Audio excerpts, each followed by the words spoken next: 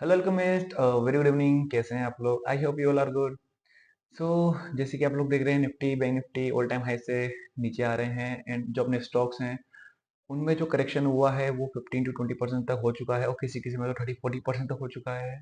ठीक है। सो मेरे को पता है आप लोग सब सोच रहे होंगे कि ऐसा कैसे हो सकता है कि मार्केट तो इतना नहीं गिर रहा है लेकिन फिर भी जो अपने स्टॉक्स हैं वो 30 to 40% गिर रहे हैं। उसके बाद जो पोर्टफोलियो पूरा रेड हो चुका है। सो टेंशन लेने की कोई ज़रूरत नहीं है। आज मैं आपको उससे रिलेटेड बताऊंगा कि ऐसा क्यों होता है और उसके रिगार्डिंग आप क्या कर सकते हो और क्या डिसीजन ले सकते हो। वैसे कि ये जो मार्केट होता है ये सिर्फ उन लोगों को डराता है जो लोग शॉर्ट टर्म बेसिस पे आते हैं, आज लिया कल लिया परसों बेचा और फिर एक दिन बाद मार्केट बंद करने के लिए आते हैं। ठीक है।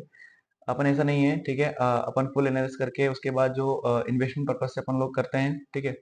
तो मैं आपको बताता हूँ ऐसा क्यों होता है। उसके पहले मैं थोड़ा सा आपको निफ्टी बैंक निफ्टी का बताता हूँ, उसके बाद आज अपन सिर्फ सेक्टर एनालिसिस करेंगे। ठीक है। मैं आपको दो सेक्टर बताऊंगा। ठीक है। उनका नाम है Nifty small cap and Nifty mid cap. ठीक है। मैं आपको बता दूं निफ्टी 50 जो अपना जो सेक्टर है ये इंडिया की टॉप 50 कंपनी को लेके बना होता है। और बैंक निफ्टी जो होता है वो इंडिया की मोस्ट 30 कंपनी को लेके बना होता है। ठीक है। तो जरूरी नहीं है कि ये नहीं गिरे तो अपने स्टॉक भी नहीं गिरे। ठीक है। जो आपने जो बाकी जो स्टॉक्स होते हैं उनका एक अलग सेक्टर होता है। ठीक है। उससे अपन बात करेंगे। ठीक है। मैं पहले आपको बता दूं निफ्टी 50 के बारे में। निफ्टी फिफ्टी देखोगे आप इसकी बिग इमेज देखोगे तो ये ऑल टाइम हाई पे जाने के बाद कुछ नहीं, सिर्फ कंसोलिडेशन कर रहा है। ठीक है। तो अभी निफ्टी बैंक निफ्टी गिरना स्टार्ट भी नहीं हुए हैं लेकिन अपने स्टॉक बहुत ज्यादा गिर चुके हैं। तो निफ्टी जब तक इस लेवल के अंदर बाउंड है अपन को डरने की कोई जरूरत नहीं है। ठीक है। निफ्टी अपना जब तक 22,300 के अबव ट्रेड कर रहा है जब तक अपन को डरने की जरूरत नहीं है। मैं इसमें मैंने आपको बोला था मैं भी इसमें साइडवेज या बुलिश ही रहूंगा जब तक ये इसको नीचे से ब्रेक नहीं करेगा। सिंपल। ठीक है। अपन चलते हैं सिंपल बैंक निफ्टी में। अब बैंक निफ्टी में आप देखोगे इतनी बड़ी कैंडल है। ये सिर्फ दिखने में 45 पॉइंट्स की है। ठीक है। 45 पॉइंट्स ऊपर नीचे हुआ है लेकिन जो इसका अगर आप टोटल डे लो से लेकर डे हाई देखेंगे तो इसमें जो ऊपर नीचे हुआ है वो हुआ है 830 पॉइंट्स का। समझ रहे हो? मतलब बायर्स एंड सेलर्स दोनों ही इसमें ट्रैप हो चुके हैं। किसी को इसमें पैसा नहीं मिला है। दोनों ने स्टॉप लॉस हिट हुआ है। ठीक है। बैंक निफ्टी आज थोड़ा सा बिरिश हो गया था। मैंने आपको बोला था इस 47,300 के नीचे अगर निकलता है तो मैं इसमें बिरिश हो जाऊंगा। ठीक है।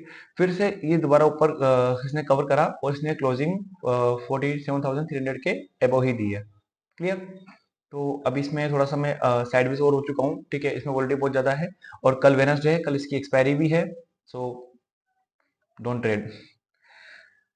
सो नाउ अपन चलते हैं अब Nifty small cap and mid cap के एनालाइज करने पे। ठीक है।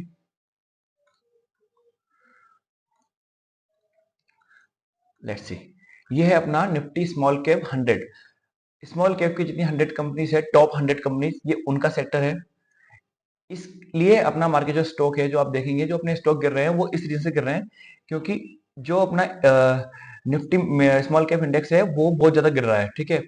कल भी आप देखेंगे परसों के दिन ये 2% गिरा था, मतलब 2% मतलब हो गया 300 पॉइंट, और आज भी जो गिरा है 300 पॉइंट गिरा है इसलिए। लेकिन अब मेरे को ऐसा लगता है कि यहाँ से एक बाउंस बैक आना चाहिए।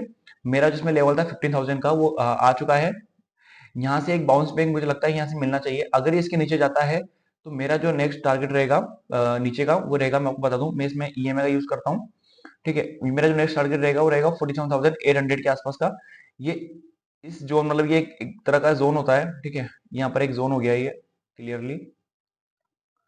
यहाँ से मेरे को लगता है कि यहाँ से एक अपन को पुल बैक मिलना चाहिए। ठीक है। यहाँ से रिवर्स होना चाहिए मार्केट, जहाँ की मुझे लगता है होएगा। बाकी अगर ये इसको ब्रेक करता है तो फिर अपने लिए थोड़ा सा डेंजर सिनेरियो है। फिर ये मुझे लगता है 47,300 से लेकर 14,300 से लेकर 14,000 तक ये जाएगा। क्लियर? बाकी यहाँ से एक रिवर्स होना चाहिए।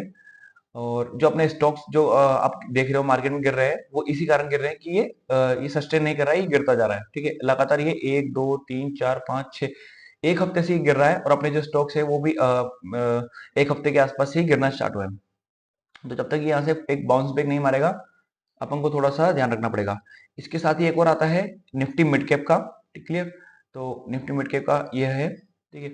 आप देखोगे यहाँ पर एक ये सिमेट्रिकल ट्रायंगल टाइप कुछ बना रहा है। ये 50 एमए के आसपास ही ट्रेड कर रहा है।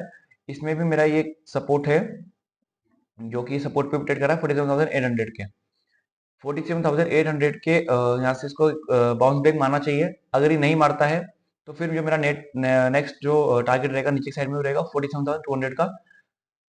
ऑलमोस्ट यहाँ से अगर मार्केट सही रहता है, निफ्टी बैंक निफ्टी सपोर्ट करते हैं और थोड़ा सा स्टॉक सपोर्ट करते हैं, तो ये यहाँ से एक पुल बैक मारना चाहिए, ठीक है, क्योंकि इसको बहुत टाइम हो गया गिरते हुए। सो और सो आज के लिए इतना ही था वैसे। बाकी मैं आपको बता दूं, अगर आपको ये जो कंडीशन आप देख रहे हैं, ये कंडीशन कुछ भी नहीं है। अभी बैंक निफ्टी निफ्टी गिरना भी चालू नहीं हुए हैं। अगर बैंक निफ्टी निफ्टी के साथ में गिरते हैं तो आपका जो स्टॉक है वो इससे ज्यादा भी गिर सकता है। क्लियर? तो अभी आपको जो लॉस दिख रहा है, अगर जिसने एसएल हिट नहीं करा होगा, जिसका एसएल जिसने ट्रिगर करने के बाद जो नहीं निकला होगा, उसको ही मान लीजिए बहुत ज्यादा लॉस दिख रहा होगा। अपने पोर्टफोलियो का कम से कम भी 30 to 40% को लॉस दिख रहा होगा अगर उसने बुक नहीं करा होगा तो। और अब जब मार्केट यहाँ से अगर मान लीजिए कल यहाँ से रिवर्स कर जाता है, आपके स्टॉक बढ़ना चालू हो जाते हैं, ठीक है। अब जो स्टॉक बढ़ेंगे वो सिर्फ बढ़ेंगे 2 से 3%। जब मार्केट गिरता है तो आपके स्टॉक गिरना चालू होते हैं 10%, 20% ऐसे। और जब मार्केट रिवर्स बैक करता है, जब मार्केट बढ़ना चालू होता है, जो अपने स्टॉक्स है ना, वो बढ़ना चालू होते हैं 2%, 3%, 4%, 5%, बहुत स्लोली स्लोली। तो उस चीज को आप नहीं देख सकते, क्योंकि आप उसमें पैसा लगा ही नहीं सकते हो, क्योंकि आपका पैसा जो है वो ब्लॉक है। आपने आपका एसएल जब ट्रिगर हुआ, आपने नहीं निकाला, आपने सोचा कि कभी ना कभी तो बढ़ेगा, ठीक है।